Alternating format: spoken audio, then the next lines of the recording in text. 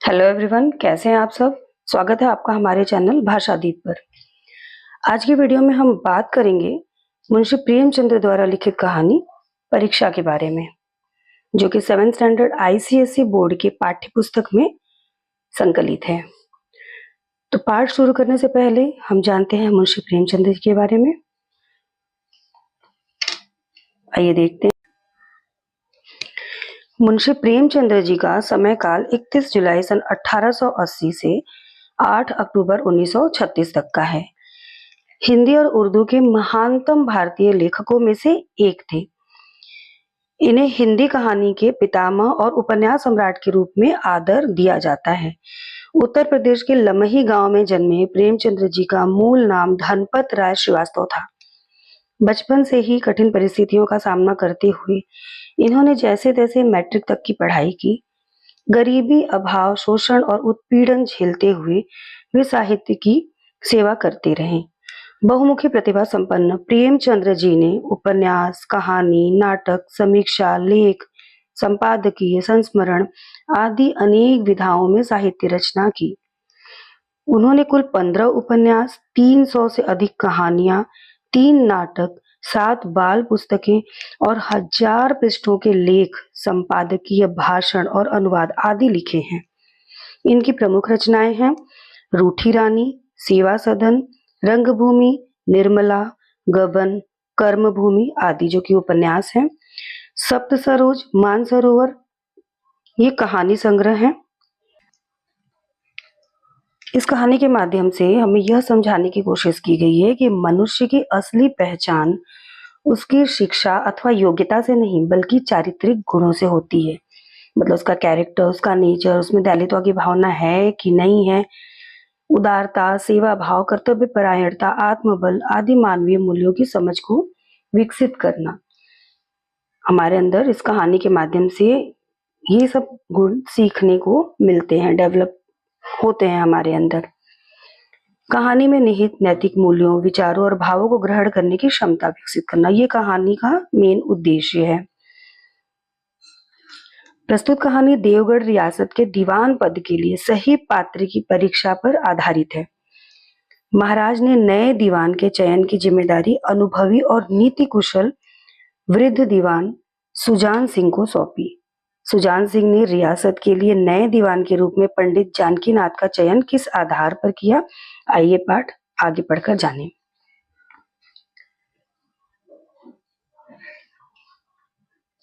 जब रियासत देवगढ़ के दीवान सरदार सुजान सिंह बूढ़े हो गए तो परमात्मा की याद आई।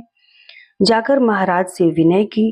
दीन बंधु दास ने श्रीमान की सेवा 40 सालों तक की है। अब मेरी अवस्था भी ढल गई है। राजकाज संभालने की शक्ति नहीं रही। कहीं भूल चूक हो जाए तो बुढ़ापे में दाग लगे। सारी जिंदगी की नेक नामी मिट्टी में मिल जाएगी। रियासत मतलब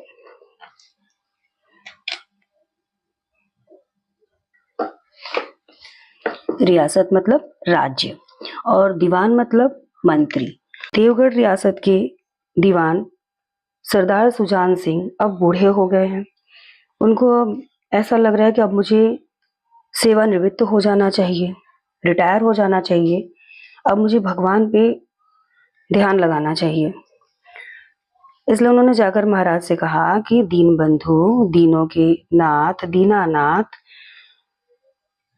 हम सबके पालक, अब मैंने आपकी सेवा 40 सालों तक कर ली है। अब मेरी अवस्था ढल गई है। अब राजकाज संभालने की शक्ति नहीं रह गई है मुझ में।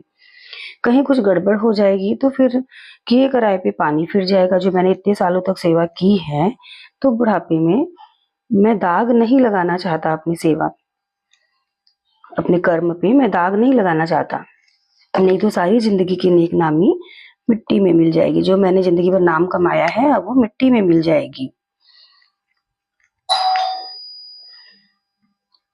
राजा साहब अपने अनुभवशील नीति कुशल दीवान का बड़ा आदर करते थे। बहुत समझाया, लेकिन जब दीवान साहब न माने तो हार कर उनकी प्रार्थना स्वीकार कर ली, पर शर्त यह लगा दी कि रियासत के लिए नया दीवान आप ही को खोजना पड़ेगा। क्योंकि राजा साहब के दीवान बहुत ही कुशल थे, नीति कुशल थे और उनका अनुभव भी बहुत ज़्यादा था। इसलिए उन्होंने ये ज़िम्मेदारी भी दीवान को ही दे दी। दूसरे दिन देश के प्रसिद्ध पत्रों में विज्ञापन निकला, देवगढ़ के लिए एक सुयोग्य दीवान की ज़रूरत है।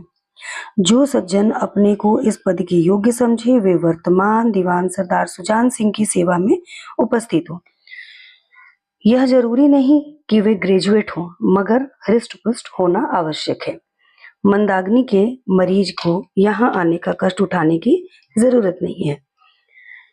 1 महीने तक उम्मीदवारों के रहन-सहन, आचार-विचार की देखभाल की जाएगी। विद्या का कम परंतु कर्तव्य का अधिक विचार किया जाएगा। जो महाशय इस परीक्षा में पूरे उतरेंगे, वे इस उच्च पद पर सुशोभित होंगे। मतलब इस परीक्षा के लिए ग्रेजुएट होना जरूरी नहीं है, मतलब ग्रेजुएशन की कोई भी डिग्री से कोई जरूरत नहीं, मगर वो हेल्दी होने चाहिए, हृष्ट पुष्ट होने चाहिए, डील डॉल अच्छा होना चाहिए, मंदाग्नि के मरीज ना हो। इसका अर्थ है कि जिनको भूख नहीं लगती, जो बिल्कुल कृशकाय हैं, जिनको भोजन ही नहीं पचता है, ऐसे लोगों की यहाँ जरूरत नहीं है।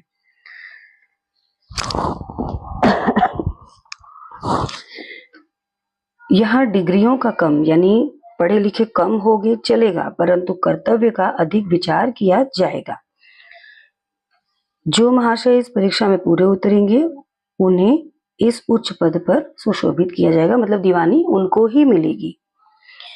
इस विज्ञापन ने सारे मुल्क में हलचल मचा दी। ऐसा ऊंचा पद और किसी प्रकार की कैद नहीं, केवल नसीब का खेल है। सैकड़ों आदमी अपना अपना भाग्य परखने के लिए चल दिए। देवगढ़ में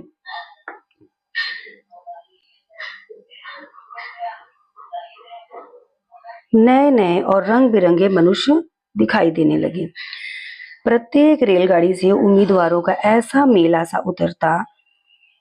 कोई पंजाब से चला आ रहा था, कोई मद्रास से, जो कि अब चेन्नई कहलाता है, कोई नए फैशन का प्रेमी, कोई पुरानी सादगी पर मिटा हुआ। पंडितों और मौलवियों को भी अपने अपने भाग्य की परीक्षा करने का अवसर मिला। बेचारे सनद के नाम पर रोया करते थे। यहाँ उनकी कोई जरूरत नहीं थी। डिग्रियों की यहाँ कोई जरूरत नहीं थी। रंगीन इमामी चोगे और नाना प्रकार के अंगरखे और कंटोप देवगढ़ में अपनी सज धज दिखाने लगे, लेकिन सबसे अधिक संख्या ग्रेजुएटों की थी, क्योंकि सनद की कैद न होने पर भी सनद से पर्दा तो ढका रहता था। कहने का मतलब है कि देश के हर कोने से, हर राज्य से उम्मीदवार आए थे, क्योंकि इतना ऊंचा पद मिल रहा है और किसी प्रकार की कोई बंदिश नहीं है, केवल डील डॉल अच्छा होना चाहिए, कोई डिग्री की जरूरत नहीं है, तो सब के सब अपना भाग्य आजमाने के लिए यहाँ पर आ गए। क्योंकि देश के कोने कोने से लोग आए हुए थे, हर राज्य से आए हुए थे, हर राज्य की बोली, भाषा, कपड़ा, पहनावा अलग अलग होता है, इसलिए देवगढ़ में भी सब रंग बिरंगे दिखाई पड़ रहे हैं। रेलगाड़ियों से जैसे जत्था का जत्था उमड़ रहा था, क्योंकि सब अपना भाग्य आजमाना चाह रहे थे। कोई पंजाब से आ रहा है, कोई मद्रास से आ रहा है, कोई नए जमाने का है, बिल्कुल फैशन पसंद है, तो कोई सिंपल और सादगी में जीवन बिताने वाला इंसान है। पंडित और मौलवी भी अपना अपना भाग्य आजमाने के लिए यहाँ पर आए। क्यों? क्योंकि उनके पास डिग्रियां तो थी नहीं, तो सोचे अब डिग्री की तो कोई जरूरत नहीं है, तो चलो हम भी अपना भाग्य आजमा लेते हैं। रंगीन इमामे चोगे, लाल नाना प्रकार की अंगरखी और कंटोप यानी डिफरेंट काइंड ऑफ कपड़े उनके, जैसे लंबे लंबे कुर्ते हैं, ढीले ढाले बाह वाले चोगे, जैसे कि क्रिश्चियंस में फादर पहनते हैं ना पूरा गाउन, वैसा चोगा। तो हर काइंड के लोग, हर टाइप के लोग आए हुए थे, लेकिन ग्रेजुएशन की जरूरत नहीं थी, फिर भी लोग अपनी अपनी डिग्रियां लेकर आए हुए थे, क्योंकि उन्हें ऐसा लग रहा था कि हम किसी न किसी प्रकार से बाकी लोगों से तो ऊपर ही हैं। सरदार सुजान सिंह ने इन महानुभावों के आदर सत्कार का बड़ा अच्छा प्रबंध कर दिया था। लोग अपने अपने कमरों में बैठे हुए रोजेदार मुसलमानों की तरह महीने के दिन गिना करते थे। जैसे रोजा एक महीने का होता है, तो वैसे ही एक महीने की ये परीक्षा थी। तो लोगों को अलग अलग कमरे दिए गए थे, सारा अच्छा प्रबंध किया गया था, इंतजाम किया गया था, उनकी सुख सुविधाओं का ध्यान रखा गया था। तो लोग कैसे भी करके वो 30 दिन का दिन काटना चाह रहे थे और अपने अपने आप को अच्छा दिखाने की कोशिश कर रहे थे। हर एक व्यक्ति अपने जीवन को अपनी बुद्धि के अनुसार अच्छे रूप में दिखाने की कोशिश करता था। मिस्टर यानी मिस्टर ए 9 बजे दिन तक सोया करते थे। आजकल वे बगीचे में टहलते हुए उषा का दर्शन करते थे, यानी कि आजकल वो बहुत जल्दी उठ जाया करते थे। उषा काल मतलब सुबह का समय, अर्ली मॉर्निंग। मिस्टर ब को हुक्का पीने की लत थी, पर आजकल वे बहुत रात गए किवाड़ बंद करके अंधेरे में सिगार पीते थे, जो कि हुक्का का ही नया वर्जन है। क्योंकि हुक्का बड़ा होता है, वो दिख जाता सबको, तो अभी इनको अच्छा दिखाना है तो ये सिगार पी रहे थे ताकि कोई देख न सके, और बिल्कुल रात होने पर कमरे बंद करके।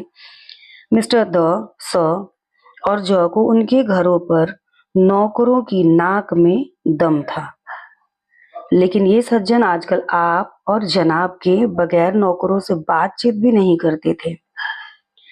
मिस्टर द स और ज के घर में नौकर भी उनसे परेशान थे। इतना ये लोग तंग करके रखते थे नौकरों को, लेकिन आजकल इनके मुंह से भी आप शब्द निकल रहा था। जनाब शब्द कह के पुकार रहे थे। वो नौकरों से भी अच्छे से पेश आ रहे थे दिखाने के लिए, क्योंकि सब दिखावा कर रहे थे। महाशय क नास्तिक थे। नास्तिक मतलब ईश्वर को न मानने वाला।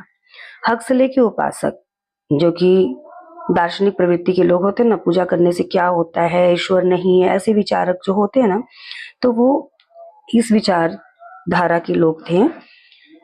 लेकिन आजकल उनकी धर्म निष्ठा देखकर मंदिर के पुजारी को पदच्युत हो जाने की शंका लगी रहती थी।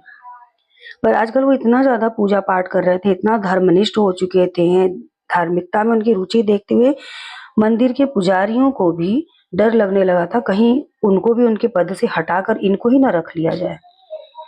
मिस्टर ल को किताबों से घृणा थी, परंतु आजकल वे बड़े बड़े ग्रंथ देखने पढ़ने में डूबे रहते थे। जिससे बात कीजिए वही नम्रता और सदाचार का देवता बना मालूम पड़ता था। सदाचार मतलब अच्छा आचरण करने वाला, कि सबके आचरण अच्छे ही थे।